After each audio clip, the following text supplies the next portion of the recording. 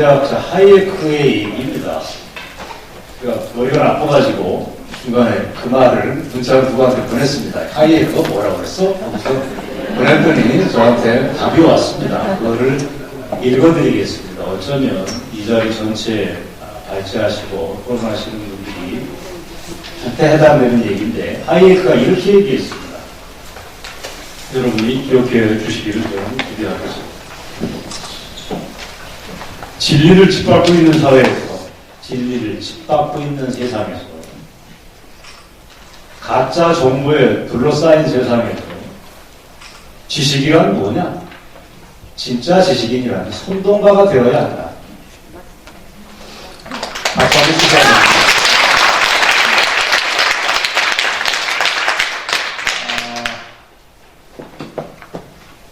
정말 진리를 가로막고 있는 가짜 정보들, 가짜 지식들이 우리를 짓밟고 있습니다. 이 안에서 우리가 진리를 얘기할 때 조용조용하게 설득력 있게 얘기해서 말은 안 됩니다. 그렇게 하는 분도 있지만 저처럼 때로는 선동적으로 얘기하는 것도 괜찮습니다. 그래야 됩니다.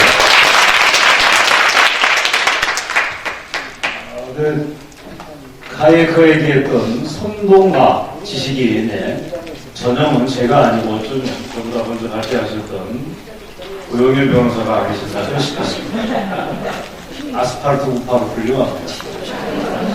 저도 실력이 더 늘면 그것도 하고 싶은 생각이 없지 않습니다. 못할 게 없습니다. 제가 그렇게 생각을 했더니 알고 봤더니 우리 오늘 이 자리에 사회자가 진짜 선동가였습니다. 무시무시했습니다. 국가인권위를 없애자 뭐 이런 얘기를 하셨는데 저는 여러분들 박수 치시는 거 제가 다 들었습니다. 저는 여기에 긍정도 시인도 하지 않습니다. 했다가는 또 공격을 받을까 싶어서가 아니고 오늘은 잠시 제가 양순하게 있겠습니다.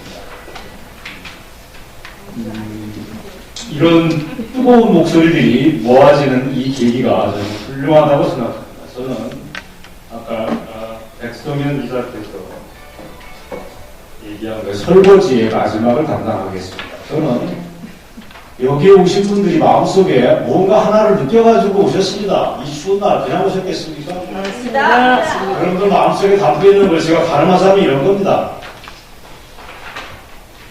대한민국이 지금 우리 잘못되고 있는 거 아니야? 이런 생각이 여러분들 가슴속에 하나씩 다 품고 있습니다. 이게 과연 정상적인 사회인가? 하는 명백한 의문을 여러분들이 품고 왔습니다. 혹시 이 자리에서 거기에 대한 해답의 실마리가 나오지 않을까 하는 기대치를 품고 오셨을 겁니다. 저도 똑같은 마음으로 왔는데 동성애라고 하는 토픽, 동성애라고 하는 화두에만 국한되어 있을 뿐이지 저는 동성애는 더 넓은 시야로 얘기하자면 한국 사회의 위기를 상징하는 암덩어리라고 제3 얘기를 하겠습니다.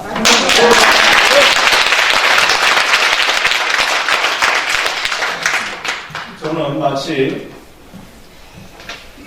지금의 한국 사회가 무슨 마치 악몽을 꾸는 것 같습니다. 지난 몇 년 동안 하루 이틀이 아니고 오래됐습니다. 우리가 이렇게 마치 악몽 속에서 누구한테 붙잡혀서 꼼짝 못하는 상황. 대한민국을 인체에 비유하는 인간 전체가 혹시 마비된 듯한 느낌. 공권력이 경찰에 두드려 맞고 이 나라의 주인인 100만이나 되는 공무원들이 제 목소리를 못 내고 기회주의적으로 눈치를 보는 세상. 장관이라고 하는 친구들 역시 마찬가지로 복지부동하는 세상. 언론이라고 하는 것들이 미친 선동이나 반복하는 세상을 우리가 돌아보면서 혹시 세상이 비정상이야, 내가 비정상이야 하는 의문을 강력하게 품었기 때문에 여기에 오신 겁니다. 대한민국에 이왕 박수 치시고 크게 한번 치십시오.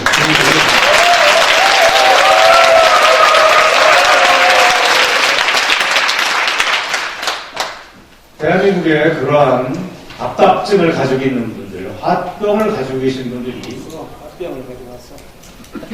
제가 추정컨대 여론조사를 해보지 않았지만 거의 대부분이라고. 맞습니다. 여기에 오신 분은 그 확신이 너무 커서 여기 와서 동료들하고 의지해가면서 진짜 좋은 정보를 얻고 싶어 하고 저는 확신합니다. 저의 요즘에 고민은 뭐냐면 대한민국이 지난 20세기에 세계에서 가장 빠르게 성장을 했습니다. 기적적인 나라입니다. 저는 이걸 신데렐라 국가라고 합니다. 신데렐라는 굳이 여성만 지칭하는 게 아닙니다. 남녀 다 쓰는 말인데 대한민국이야말로 신데렐라 국가예요. 이렇게 아름답고 쾌적한 국가가 될지 누구도 꿈에도 못 꿨습니다. 제가 70년대 군대 생활을 했지만 그때만 해도 이 정도로 꿈을 못 꿨겠습니다. 그러나 요즘에 저희가 악몽을 꾸면서 무슨 생각을 하냐면 대한민국이 어쩌면 세계에서 가장 빠르게 몰락할 수 있지 않을까 맞습니다. 하는 답답증을 품게 됐습니다. 도대체 왜 이러냐? 왜 이 지경에 우리가 빠졌냐? 경제 성장이 70년대, 80년대처럼 10% 가까이 가야 되는데 3%를 못 넘는다고 합니다. 여러분들의 손자, 아들, 딸 취직이 안 돼서 여러분들이 냉가서는 알으실 텐데 예전에는 그러지 않았습니다. 대한민국이 펄펄 날았습니다. 자, 좋았던 옛날을 얘기하는 게 아닙니다. 지금 우리가 어느 날 갑자기 몰락할 수도 있다고 하는 악몽을 여러분들이 꾸고 있다고 믿습니다. 이거 왜 그러냐? 여러 가지 이유가 있습니다. 다 우리 잘못입니다. 맞습니다. 백 기자가 얘기했지만 여러분들 포함해서 당신들이 에이즈를 확산시킨 공범들입니다. 우리가 공범입니다. 누구 손가락처럼 없습니다. 대한민국이 망가진다면 누구를 향해서 좌파로 지칭되는 친구들을 향해서 손가락질할 필요가 없이 우리 스스로에게 내 탓이라고 고백을 해야 됩니다. 그걸 막기 위해서 여러분들이 지금 몸부림을 치고 있습니다. 자, 대한민국을 누가 이렇게 악몽을 꾸게 만들었냐? 저는 여러 가지 원인이 있지만 저는 좌파들이라고 지칭을 하겠습니다.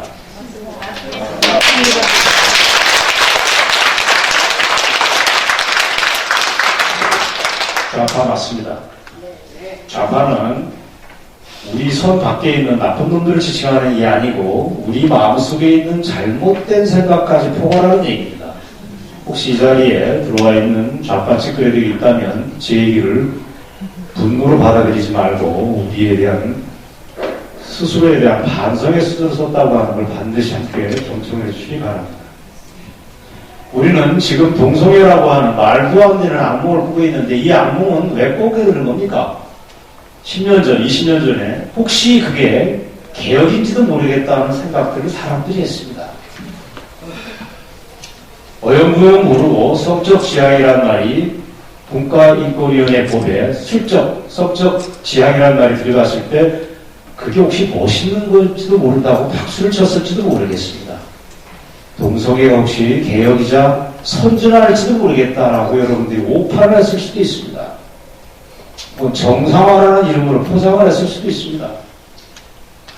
그러나 그게 국가적인 재앙으로 드러나고 있다고 하는 걸 명백해졌습니다. 이런 상황에서 오늘 같은 토론의 자리가 만들어지는 건 너무도 자연스러운 일입니다. 이제는 이전 자리가 더 큰 광장으로 뛰쳐나가야 됩니다.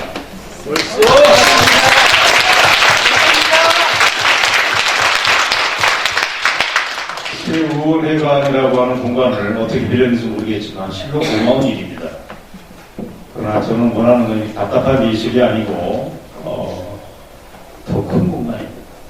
대한민국 5천만이 이 얘기를 듣고 깜짝 놀랄 정보를 오늘 2시간 동안 쏟아냈는데 이런 모든 정보들을 우리 전체가 공유를 해야 됩니다.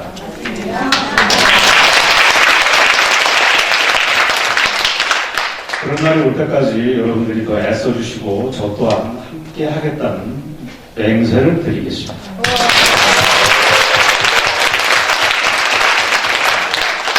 자, 일기 본론을 하겠습니다. 사회자께서 항의해 주신다면 한 1, 2분 동안 소화를 하도록 하겠습니다. 죄송한데 이제 5시에 비워져야 된다는 말이 있어가지고요. 정리는 8분 남았네요. 근데 질문할 시간도 한두 번 받아야 될 것 같으니까. 오케이. 제가 마법을 부리겠습니다. 자, 저는 한국 사회가 지금 전신마비 단계라고 얘기를 했습니다. 그걸 저는 국가 이성의 말이라는 표현으로 썼습니다. 120페이지를 열어봐 주시기 바랍니다. 자유민주주의와 맨 앞에서 위에서 세 번째 줄입니다. 자유민주주의와 시장경제라고 하는 헌법에 명백하게 규정된 헌법 가치와 구현을 가능하게 하게 하는 원천적인 힘이 바로 국가 이성이라고 통칭할 수 있습니다. 넓게. 이게 지금 말이라는 이유가 있습니다. 동성애라고 하는 거는 그 작은 편린의 하나라고 저는 생각을 하는 겁니다. 동성애가 무서운 거는 동성애 자체가 무서워라기보다는 동성애로 상징되는 한국의 마비, 국가 추락 이런 걸 상징하기 때문에 제가 두려워하는 겁니다. 그래서 막고 싶어 하는 겁니다. 자, 문제는 이게 좌파들이 장난을 쳐서 어느 날 우리 앞에 다가온 게 아닙니다. 여러분, 이거 분명하게 하셔야 됩니다.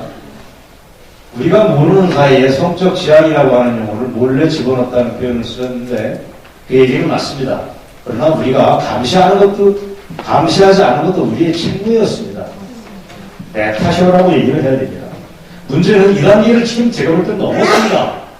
이제 좌파들의 음모, 좌파들의 장난을 넘어서 전체주의적인 악법, 형태로 법제화 단계로 엄청 넘어갔다는 생각을 요즘 합니다. 그 생생한 모습을 앞에 두 분의 발제자가 얘기를 하셨습니다.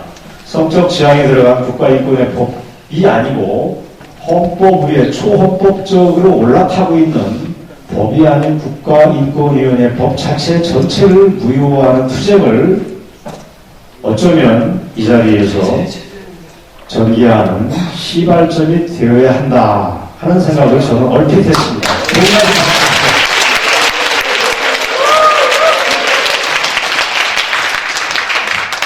아까 사회자께서 법 조문을 먼저 때려 부셔야 되느냐, 국가인권위원회라고 하는 국가기관을 없애버려야 하는 게 먼저냐 하고 액티비스트께서 활동가께서 고민을 하신다고 했는데 두 배로 나눠서 하시면 됩니다.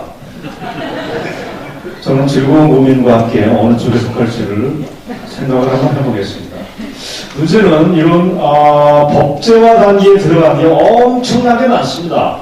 꼭 10년 뒤에 국가인권위원회 법이 만들어진 게 2001년인데 10년 뒤에 이게 놀랍게도 국가인권위원회와 한국기자협회라고 제가 밥을 먹었던 기자 동업자들 그룹이 만들었는데 여기에서 선언적인 의미의 규약을 만듭니다. 그게 인권 보도 준칙인데 이 끔찍한 준칙이 법률적인 구속력은 없지만 지금 대한민국을 에이즈로 망가지는 국가를 만드는 으뜸가는 역할을 하고 있습니다.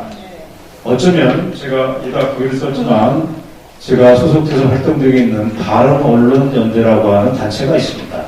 이 단체 이름을 여러분들이 기억해 주시기 바랍니다. 믿거나 말거나 요즘 뜨고 있는 단체랍니다. 후원을 해주셔도 말릴 생각이 없습니다. 이 바른언론연대에서는 이 인권 보도 준칙이 과연 합당하냐 하는 문제를 조만간 올해 상반기 내에 정면에서 총선 끝나면 다른 성질 급하면 그 이전에 할 수도 있습니다. 정식으로 문제를 삼도록 하겠습니다.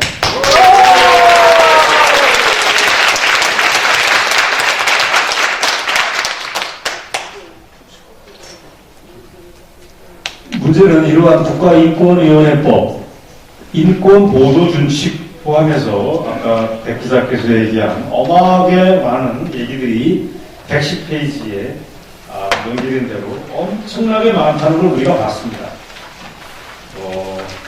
인권 조례, 서울시 아직 불발이지만 서울시 인권 현장 이런 거 포함해서 아까도 기론동 교수께서 적시하셨지만 보건교과서, 도덕교과서에 이런 게 차고로 넘치고 있습니다. 역사교과서가 문제가 아니고 여러분들의 아들, 딸들이 보고 있는 교과서 자체가 멍들었습니다. 그 자체가 다 쓰레기로 덮여 있습니다. 우리가 국가 이성 마비 단계를 넘어서기 위해서는 이러한 역사교과서는 물론이고 이왕의 국어교과서, 도덕교과서, 보건교과서들의 차례적인 정비를, 개편 작업을 진행해야 됩니다.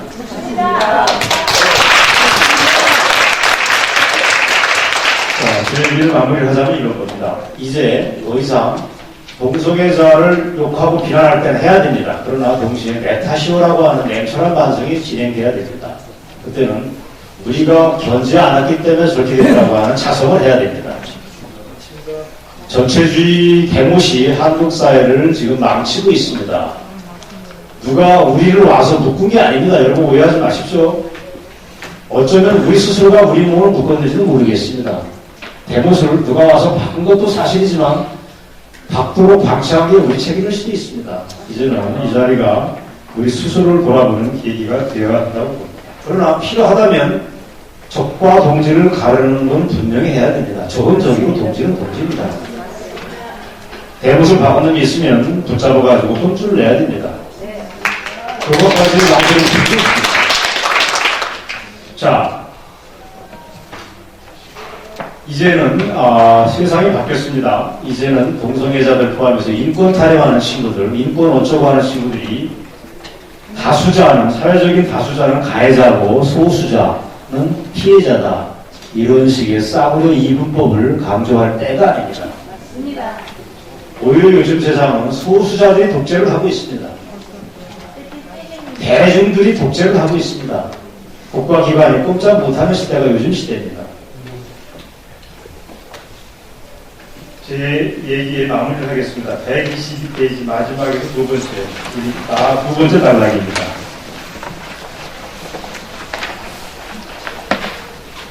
결론 삼아서 제가 이 문장을 낭독을 하겠습니다. 위에서 하나, 둘, 3, 넷, 다섯, 여섯 번째입니다. B입니다.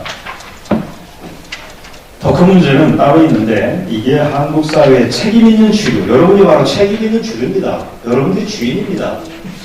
책임 있는 주류와 제도권을 무력화 내지는 평이화시키는 목표 아래 움직이고 있는 좌파 세력의 명백한 전체주의적 장난, 전체를 우리가 알아야 한다. 그리고 대응할 때가 지금이라는 얘기입니다. 저는 전체주의적 장난이 굳이 인권 옹호 이름으로 동성애를 옹호하는 데 그치지 않고 특정 지역 정서에 기반으로 해서 5.18 광주를 부정하는 사람을 법으로 처벌하자 하는 이러한 법적 움직임도 있는 걸로 알고 있습니다. 이미 3년이나 됐습니다.